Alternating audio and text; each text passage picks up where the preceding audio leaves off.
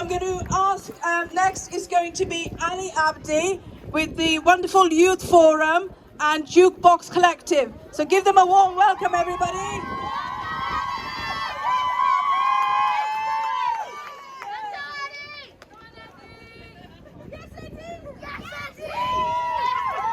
Hi everyone, welcome to Grange Town.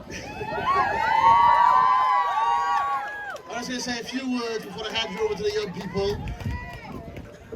Grange Town has been my home forever. I'm so pleased that this match has ended up here. The diversity we have in Grange Town is immense. You just have to walk into the local primary schools to see there are over 50 to 60 languages spoken.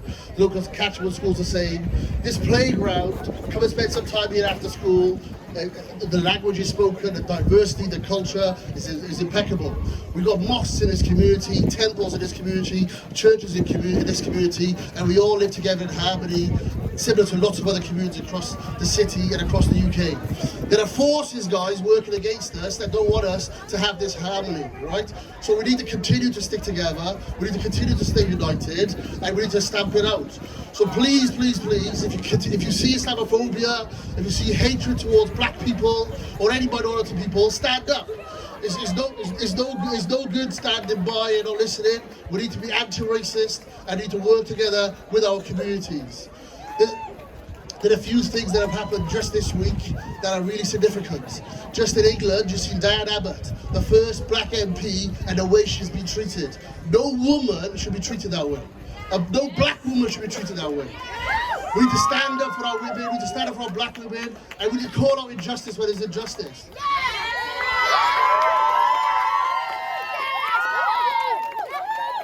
Just yesterday, guys, Wales made history, right? We never elected our first black leader in Wales, right? Again, that's history. Everywhere around the world is talking about Wales. You have to look at the news today. There are countries around the world that didn't even know us, but they know us now, right? So let's continue. There are young people in our communities who probably never had the grasp of thinking that they can become the leader of this country. But now they can see themselves because Vaughan has reached that peak, right? So let's continue to support our young people. Let's continue to support them to reach the peaks that they can reach. Also, of course, we can all see what's happening to our brothers and our sisters. We're all human. We can see what's happening in Palestine. We need to call it out for what it is. It is a genocide. We need a ceasefire. We need a ceasefire now. Okay? It's not anti-Semitic to be supporting the Palestinian cause. So please speak out and continue to speak out. Thank you very much. And I'm going to lay it out to the young people. Thank you. We've got another Ali here, Ali Ashed for the Youth Forum. Here, Ali.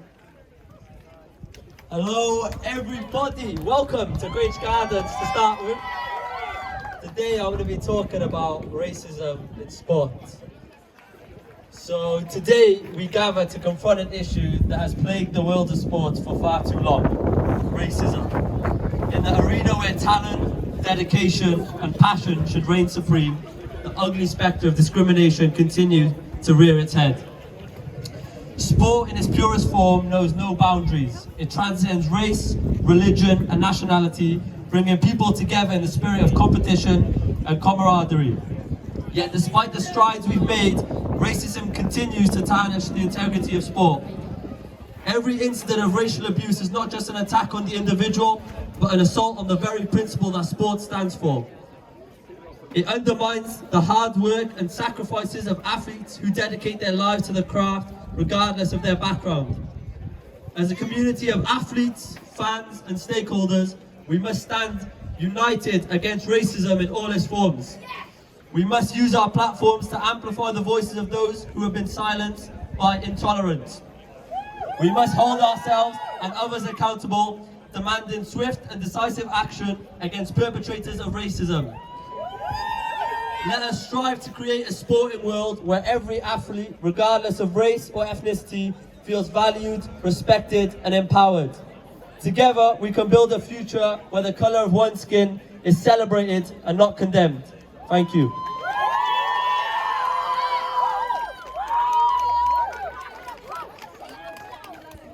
With spoken word.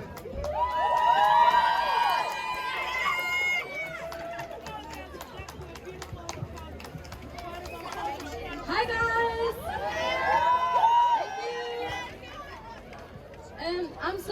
I'm Palestinian, and I'm going to be speaking to you guys and reading you guys 2 poems.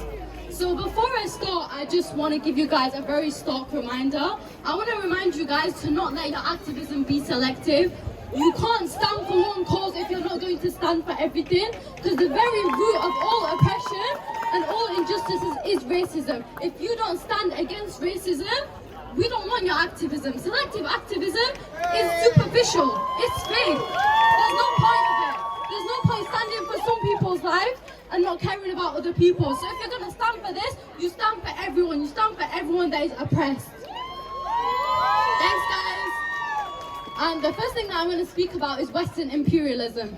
And if you want a concept that sums up the brutality of Western imperialism to its very core, look to its museums. They not only colonize our countries and put our people through suffering, but they then go as far as to steal our culture and our artifacts and lock it up in glass cages for the world to see in their own countries.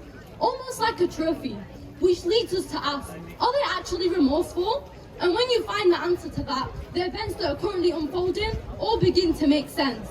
They've never stopped anything because of a change of heart. They've never had heart or compassion.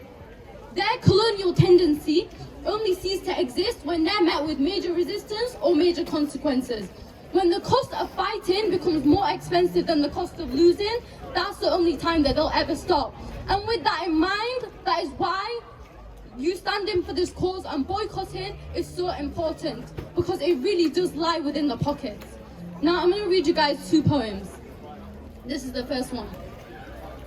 How do you expect them to see an issue with occupation when their own hearts are occupied with pools of propaganda and a new definition of slander?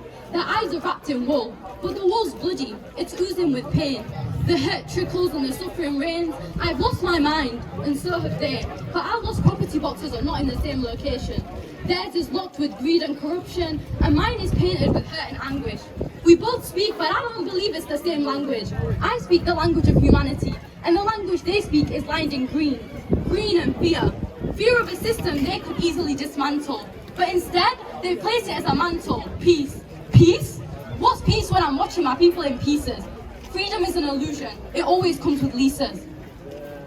So that's the first poem, guys. Thank you.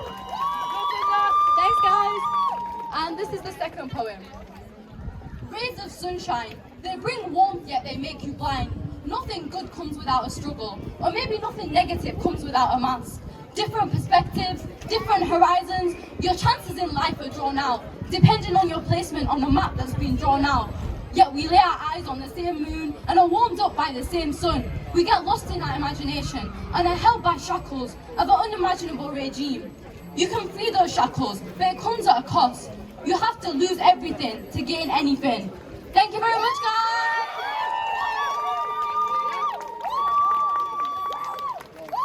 Hey guys, how's everyone? My name's Eliza, and today I'm here to talk to you about hijabs. Today I stand with you, before you, not only as an individual, but as a representation of a community that has been unfairly targeted and marginalised, Muslims in the UK. To me, the hijab is not just a piece of cloth, it's a symbol of my faith, my identity and my values. However, sadly, in our society, it has become a target for hate and discrimination. Islamophobia is a harsh reality that many of us face every day. Imagine walking down the street and instead of smiles or nods of acknowledgement, thank you, you're met with stares filled with suspicion and disdain. Imagine being verbally abused or even physically attacked simply because of the way you choose to dress or the faith you practice. This is the harsh reality for many hijabis and Muslims in the UK. But why is this hatred so detrimental? It's harmful not only to us as individuals, but to our entire society. When we allow Islamophobia to thrive, we're allowing fear and ignorance to dictate our actions and our attitudes. It breeds division, intolerance and hatred among communities. Furthermore, Islamophobia undermines the very principles of democracy, equality and human rights that we claim to uphold. It perpetuates stereotypes and creates barriers to social cohesion and integration. We must recognize that diversity is one of our greatest strengths as a nation. Embracing all backgrounds, faiths, cultures enriches our society and promotes understanding and harmony. So I urge all of you to stand up against hijabi hate and Islamophobia. Let's educate ourselves and others, challenge stereotypes and promote inclusivity and acceptance. Together we can build a future where everyone, regardless of their appearance or beliefs, can live without fear of persecution or discrimination. Thank you.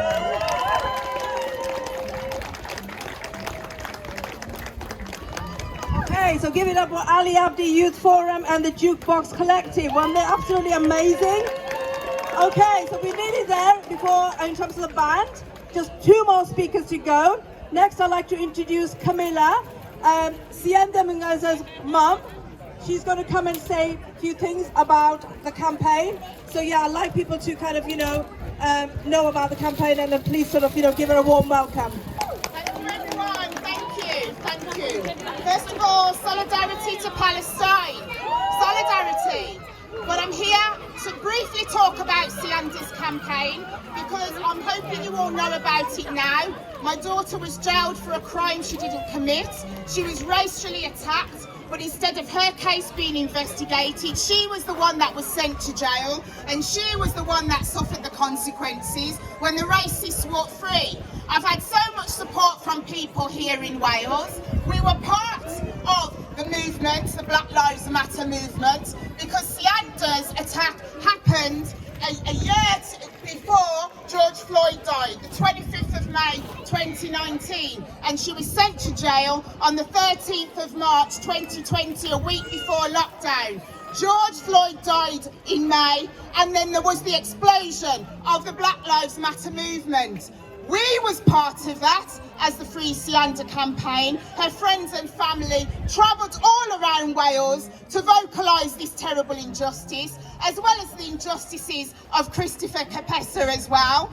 I travelled all up and down the country, part of the Black Lives Matter movement. So I am very disappointed to know that there is an exhibition in St Fagans championed by Black Lives Matter Wales, and it doesn't mention these injustices. We should be working together as a community to unite against racism. That's what we need to do, and we don't do it. I'm here to talk with my chest. We don't do it.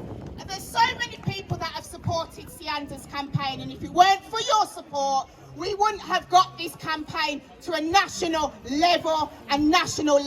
However, there are organisations here in Wales, black-led, that do not work for the black community. And the reason why I say this is because I've lived it, I've experienced it, and it's not to put them down, it's a warning. You need to do better. There are so many injustice campaigns here, and there's so many of us that have been downtrodden by the Welsh police, and these justice campaigns should be spoken everywhere, every day, every anniversary, on your socials, yeah?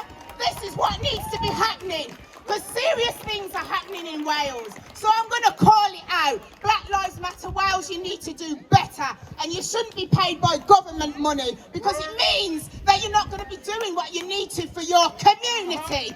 I'm part of a Black Lives Matter collective, and I would never take government money. I use my own money to help the black community and to highlight injustices. But I just still want to thank you all for your support. But while I'm here, one of the other reasons I wanted to speak is that I'm asking for people to sign this petition. Many people have signed it today, and thank you very, very much for doing so. Along with Sienda's terrible injustice, we have many more injustices that have happened in Wales, including the Cardiff 5, and we are looking for a review for Welsh policing, like a cases style review, because it's not just the Met Police that are racist. Welsh police are racist too, misogynistic, sexist, homophobic, Islamophobic, and they need to be called to account. Organisations need to call them to account. So I'm asking, please sign this petition. I've had over 30 odd organisations, including some Welsh ones, but we need more, and your voice needs to be heard, because we need to be united, and if we're not united, we won't win. So what do we need to be? United. What do we need to be? United. What do we need to be? United. Black Lives Matter! Black Lives Matter! Black Lives Matter! Black Lives Matter! Thank you ever so much. Thank you. Thank you so much, Camila. So I'm going to bring Anne Wood next. She's just going to read out a very brief message, followed by Kwabena, who's going to be the last speaker, and then the band will be here. So just hang in there. Hello, can everybody hear me? This is a message from Mark Drakeford, First Minister. The Welsh Government stands with you all to eliminate racism and to mark this year's United Nations Day for the elimination of racial discrimination. Together, we also show our commitment to tackling the long-term systemic and structural racism experienced by our Black, Asian and minority ethnic people in Wales. Our ambitious and radical anti-racist Wales action plan demands zero tolerance of racism in all its guises. The plan helps us move from the rhetoric of racial equality to the practical and meaningful actions which will create the anti-racist Wales in which everybody is able to thrive. Thank you to those who are here today for this demonstration of unity against racism and for the support it provides for refugee and migrant rights. In Wales, we are proud of our ambition to be a nation of sanctuary, proud of all the agencies and individuals who work together to make Wales a welcoming nation where we always stand with those whose need is greatest. Diolch o galon I chi gyd. And we need to remember that the Welsh Government are trying, we hold them to account. Thank you, everybody. Okay, thanks, Anne. So Kwabina's just going to finish off the speeches. Kwabina is one of the organisers of this demonstration, so give her a warm welcome.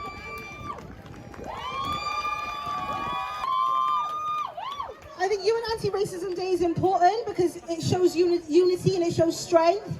In a time where our government is using Islamophobia to demonise and undermine the Palestinian movement, it is so important that we come together to fight against the racism from the top.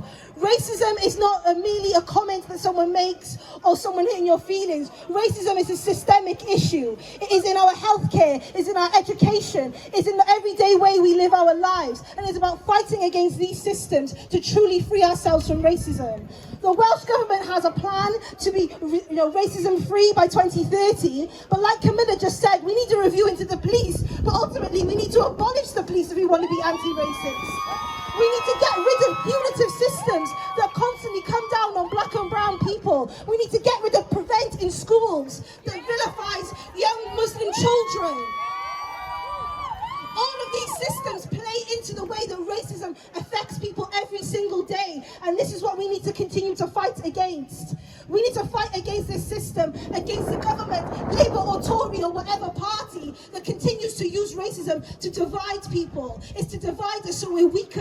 And that's why it's important we come together on UN Anti-Racism Day and every day to be stronger than the state, to be stronger than the far right, to be stronger than those that try and put racism against us. We need to be stronger than them. And in order to do that, we need to come together and have unity. We need to stand for something. Standing against racism is not just for certain people, it's for everybody. Standing against racism is for everybody in society, because ultimately racism pits us against each other and no one wins when it comes to racism. The only people who win are the people at the top who continually exploit us, who continually oppress us. They are the only winners in this game when it comes to racism. That's why it's so important that we come together and unite when it comes to racism, and unite every single struggle from Palestine to Sudan to Congo. We must unite the struggles.